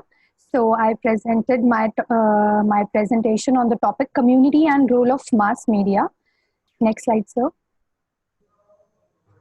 So basically, we are all aware about mass media. Mass media is a media technology, is a diverse array having media technologies, which reach to its audience through its various mass communication mediums and the different outlets which we state as broadcasting media, print media, and digital media. And community refers to a group of people who share similar characteristics with themselves, or they have such strong bonds because of their traditional and cultural values.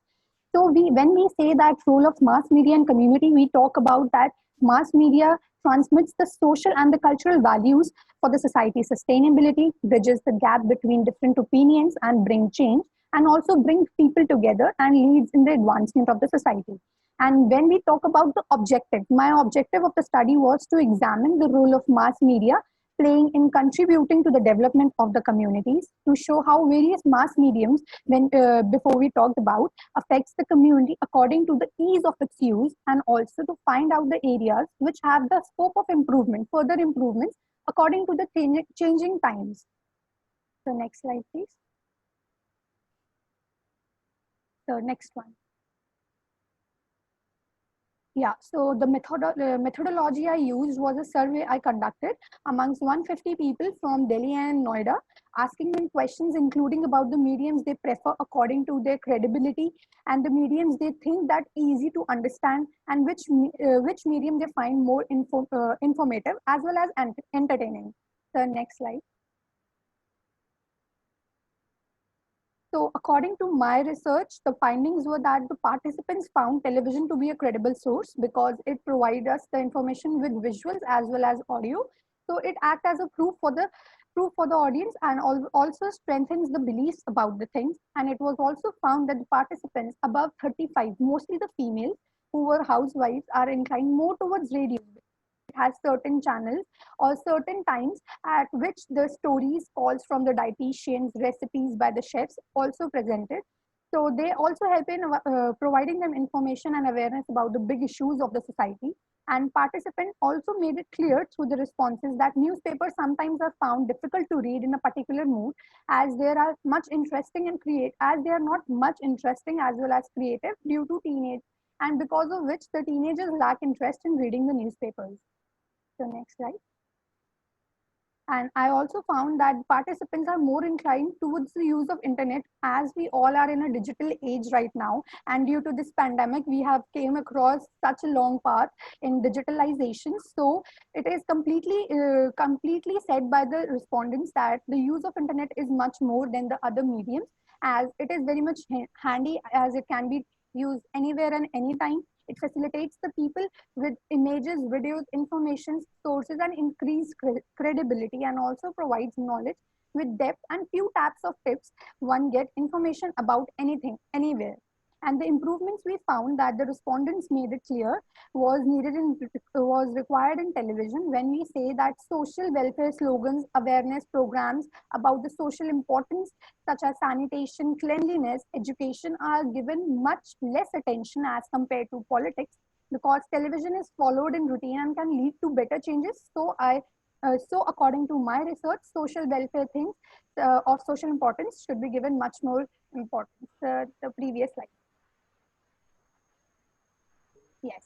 So the improvement which we need in radio is that radio discussions, which include the solutions to the problems, also helps the people, but the credibility of the information is slightly less when we come across radio, because there is only audio and we cannot listen to it again and again. We have to wait for such programs. And according to my research, it was also found that headlines should be broadcasted on an hourly basis, as it is only done on the AIR, but not in private FM channels.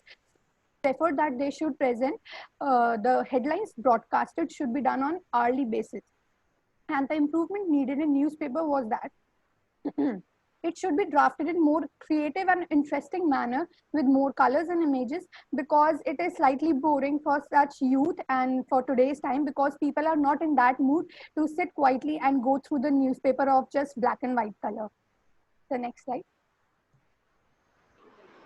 So according to my research, the conclusion was that improvement in the shortcomings of different outlets can result in greater changes, and mass media and medium plays a major role in shaping and molding the mindsets of the audience. So such shortcomings should be improved as soon as possible. Thank you. Thank you so much, Soumya. I will, it was, of course, a very wonderful presentation that you've made. I would now move to Shiv Dhawan, and that will be our last presentation for the day. Thank you, Shiv. Thank you, Soumya, and over to Shiv.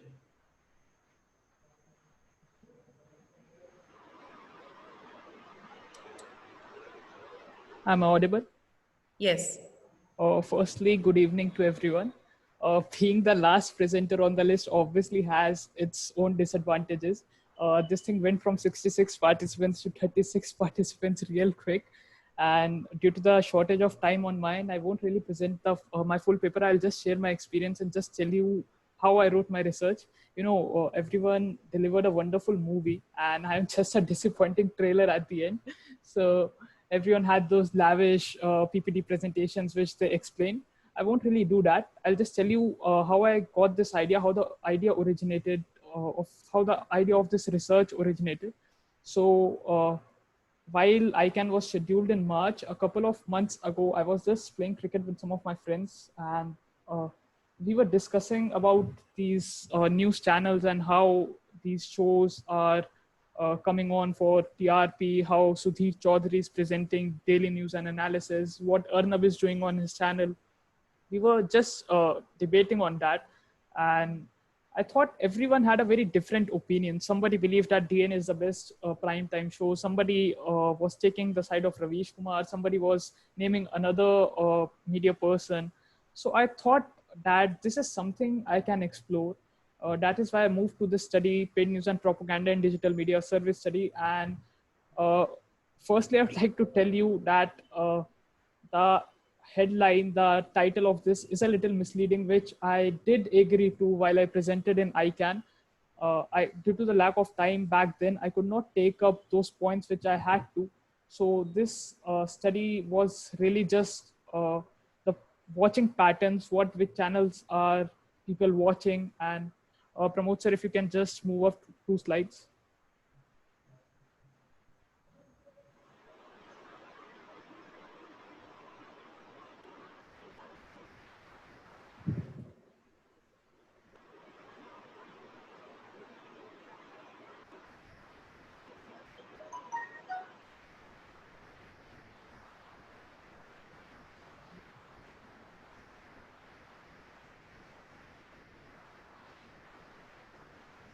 Pramod sir, can you please change the slide?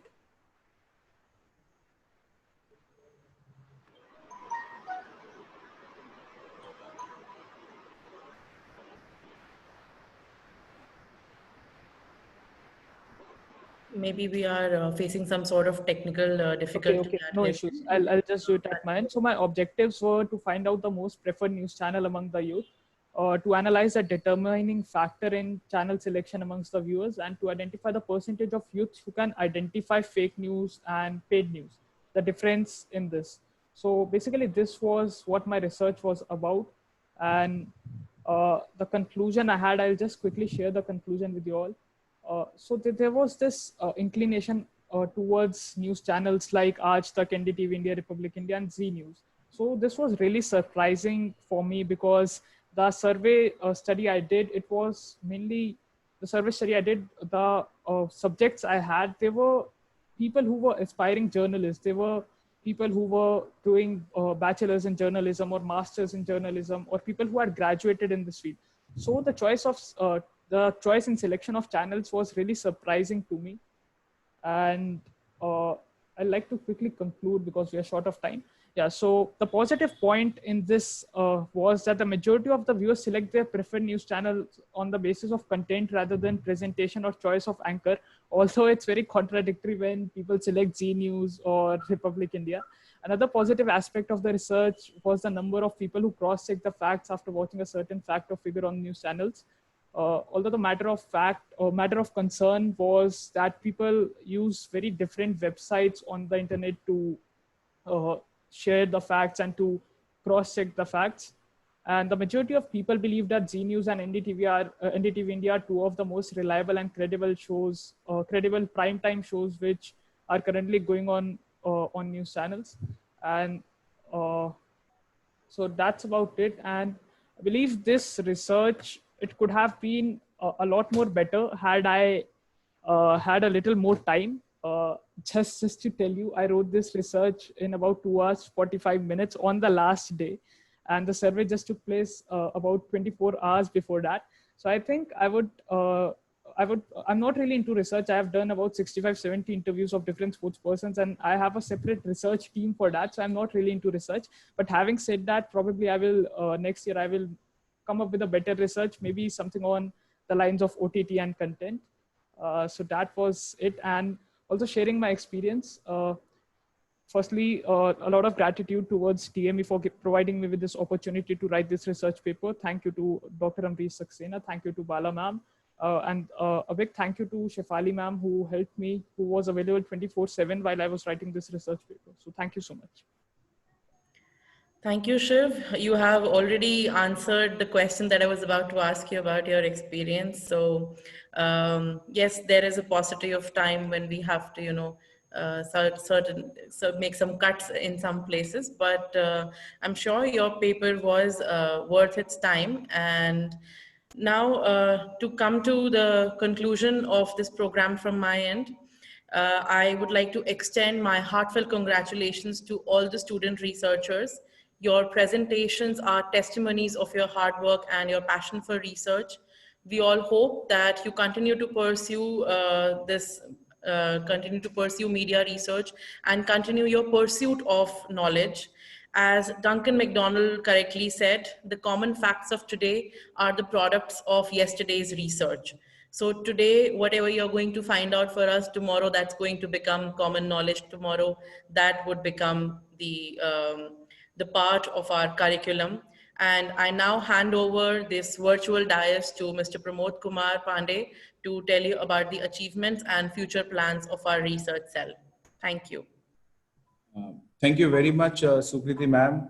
I would like to congratulate all the 9 students who just participated, presented their papers. And I think more than the research papers that you've written, it's more about the kind of inspiration that you've been to so many students. I mean, I always believe that research is not just a subject, it's a way of life, just like there are people who believe in something, there are people who don't believe in something. So there are people who believe in research and they don't believe in anything else. So I think, when you've taken, this task of writing a research paper for ICANN, I think you've taken the first step towards that way of life called research. And there is much more to come. I'm sure you will learn a lot under the guidance of so many learned faculty members headed by Amrish sir and Bala ma'am. I cannot end this presentation without presenting to you, the Center for Research and Innovation in Media. That is the research center of DME Media School. And everyone is a part of it. And also the various contributions of RIM, especially the coming up of the DME Media School Journal of Communication, that's called Media Space. So I'll just give you a brief presentation. I'll just sum it up in a few minutes. Thank you.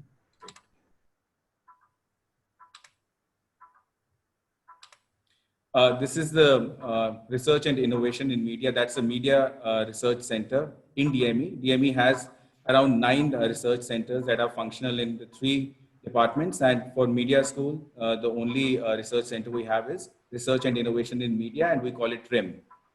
The aim and objective of RIM is to provide in-house platform for faculty members who are willing to take up research, to inculcate research-based temperament among students along with the faculty members, and to create an environment for budding researchers and aspirants to take up research. Now, there is something that we have come up with, and that is the research journal of DME Media School. It's called DME Media Space. So it's an open access journal and peer reviewed by people of high repute. I'm not going to read this. Let me just go ahead and show you who all are associated with this journal.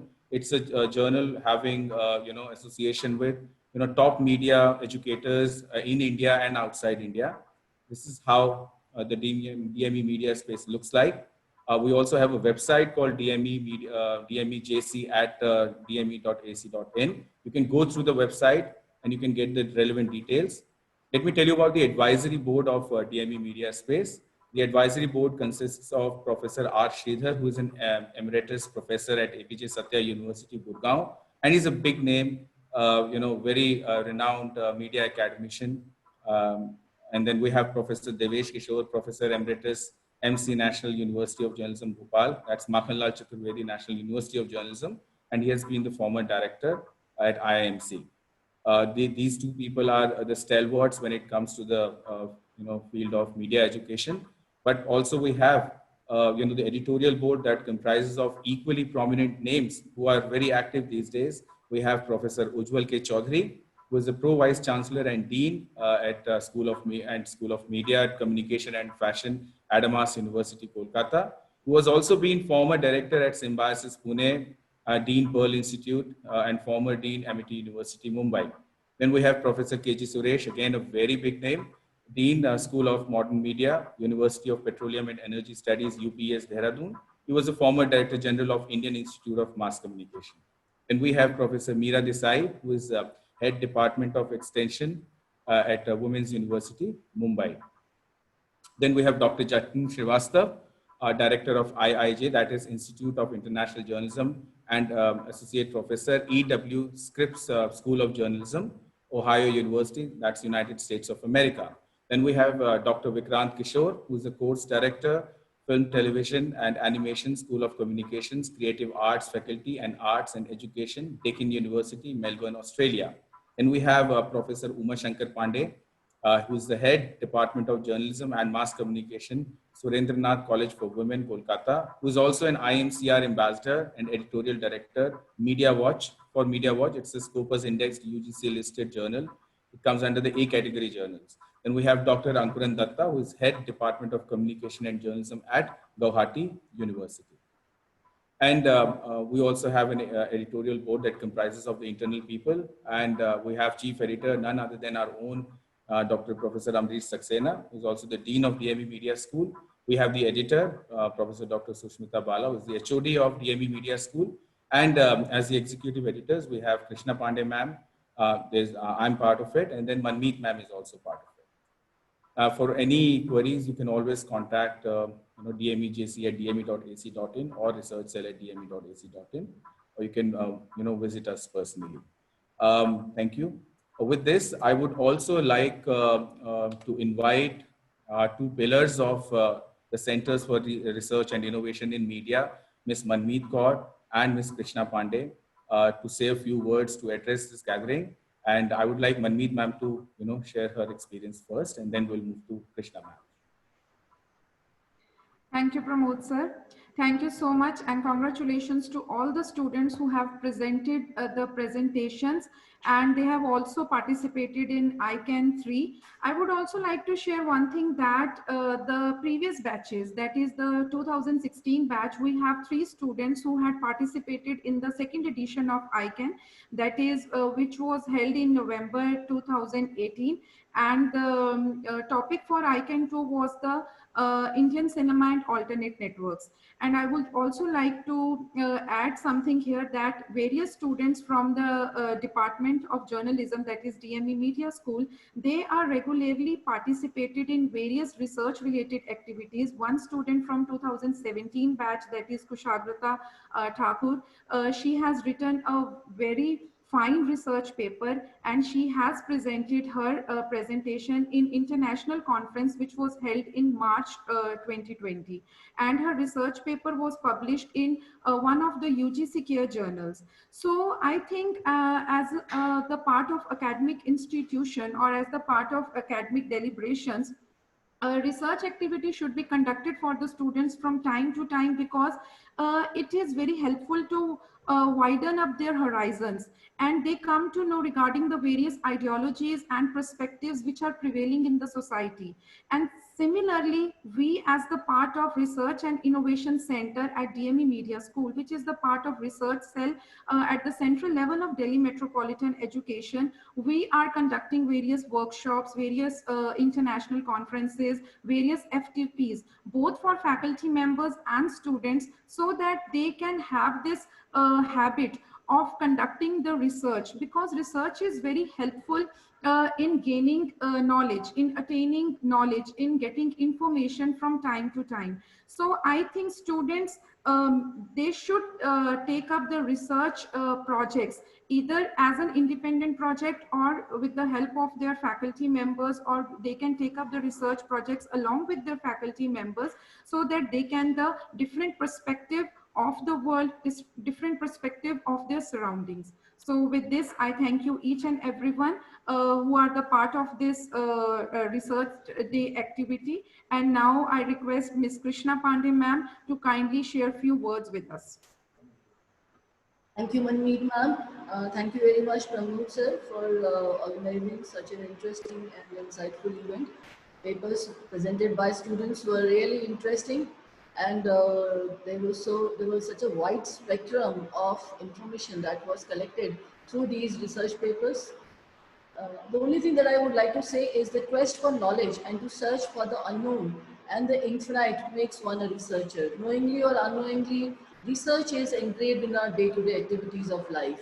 So being a part of research and innovation in media, RIM as it is popularly known as at DME Media School, gives me the opportunity to explore, understand and analyze the finer nuances of role and scope of research in studying, understanding, analyzing media and mass communication in totality. The Research and Innovation in Media Cell is doing a pioneer work in not just producing critical research work by involving students and teachers together. It is also inspiring and encouraging the students to adopt research in their pursuit of understanding various aspects, situations, phenomena, beliefs, values and thoughts of life. Thereby, students are looking for innovative ways of studying a situation or a phenomena from a perspective of communication. So recently held ICANN 3 International Conference is one of the finest examples, where the students of DME Media School were exposed to the works of many known and renowned scholars worldwide. And we have seen how they have really understood what research is. And through its publication also, Media Space, RIM is also creating a knowledge pool for the present and the prospective researchers at DME Media School. I take this opportunity to thank my seniors, Professor Amrish Saxena, Dean, DME Media School, and Professor Sushmita Bala, HOD DME Media School, for giving me this opportunity to be a part of RIM. And thank you everyone for organizing such an event. Thank you. Thank you very much, Krishna ma'am. Now I would like to request Professor Amrish Saxena sir to formally end this event by showering his blessings on the researcher. I mean, you use the wrong word. I mean, I am not going to give any blessings. We all are colleagues and we work together. The only thing is, I mean, something acquires more important role, somebody is acquiring less important role. That's it. So I was watching most of the presentations, and few of the presentations were already there in ICANN 3. It's really a matter of contentment that 9 presentations and 9 students made their presentations in ICANN also, and they wrote the papers. And we all made very hard efforts to make sure that students do write. So this is, this is the greatest thing on our part, that if we could motivate the students to write. Obviously, quality matters. There's no denial to that. This was a question which was discussed and raised by many scholars when we allowed these presentations and all. But then I have always been of the firm opinion that unless we provide the opportunity to the students at this level, because this question has always been there, not only at DME Media School level or the ICANN level, whether the undergraduate students should be allowed to write papers or not. And normally this is not done in most of the universities. They allow only the PG students. But my thinking is that unless we groom the students at this level, they cannot go a long way. And normally, since this media research is a subject which we teach, and in this semester, a media research paper is already there, which Pramod Pandey, Krishna Pandey, and Manvi, they themselves are teaching this paper. So we need to sensitize the students. We need to make them understand that research is an important component, whichever paper they are studying, whichever subject they are studying, and whatever kind of career they are pursuing. Since I have also taken few sessions in media research in different sections, so I'm also trying to sensitize them in this, that whatever is happening around us, all that is providing us an opportunity to think what all can be studied upon. So we must make them understand that research is not something which is too difficult a subject, which is a normal understanding in most of the people, most of the teachers, even most of the students. Research becomes too easy when we align it with our daily life. And we try to understand what is the research component in our day-to-day life, or in whatever subjects we are studying, or whatever is happening in our surroundings. So if we are able in doing that, and then all these students who are doing these 9, this number may, or rather should further increase in ICANN 4. And we all have noticed the change which many of these students have themselves acknowledged, the change that have occurred in them, that they are motivated to do further research, to write more papers. So among these students only, there will be more researchers that we will be able to produce when they go to their PG, and when they are doing PhDs. Many of them might be doing PhDs as a later course, and they might be joining the academy. So they will be joining our fraternity, and in that process, they will prove to be some good teachers, good researchers. So that is all we can do at our level. And if this is happening, then we all should give credit to us. And we should further take a pledge that we will further intensify our efforts, and we will make the research a more happening thing in DME Media School. Thank you. That's all. Thank you very much, sir. With this, we formally come to the end of this Research Day activity conducted by Center for Research and Innovation in Media. That's the Research Center for Delhi Metropolitan Education Media School. With this, I would like to thank Aman Sahni sir. I would like to thank DG sir. I'd like to thank Director sir. I'd like to thank Amrish sir, Bala ma'am, Isha ma'am, my colleagues, and the 2 important members of the Center for Research and Innovation in Media. That's Krishna ma'am, and Manmeet ma'am. And we hope to continue with this trend, and we hope to, bring more students, into research. We would want to, inspire more students to conduct research, good research, and, getting their publications done, even before they graduate, so that it adds value to their CVs and really helps them in future. With this, I would like to say thank you very much for coming, and bye. At Delhi Metropolitan Education DME, we have an excellent infrastructure. We have a studio for production which is known as Studio 62. It was inaugurated by Tigmanshu Dhulia, who is a noted filmmaker. And within the studio, we have so many facilities. We have a chroma setup, we have a news setup, we have a chat room setup, and since floor is splendid, we can shoot any kind of program. We also have a separate radio studio.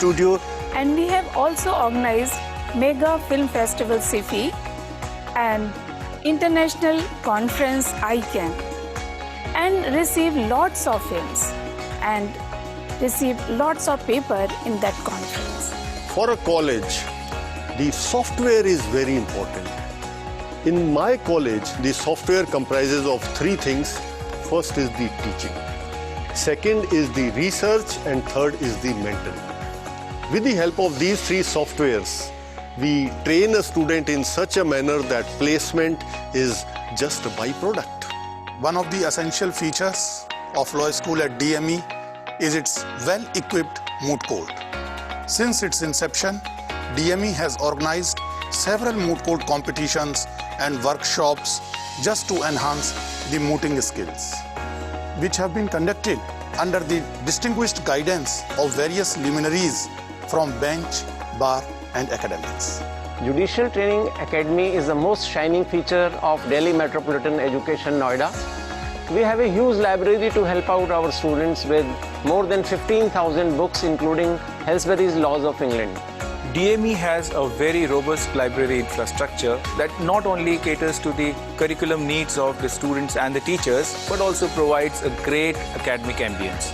The library is equipped with latest books, journals, and other e-resources. At DME, we not only believe in academic excellence, but we also provide platform to students to showcase their talent through big open amphitheatre, beautiful auditorium, multi-purpose seminar hall, equipped with world-class facilities. Recently, we have conducted Cultural Fest Aloha in January 2020 and Anugunj, that is the Universal IP Fest, in February 2020.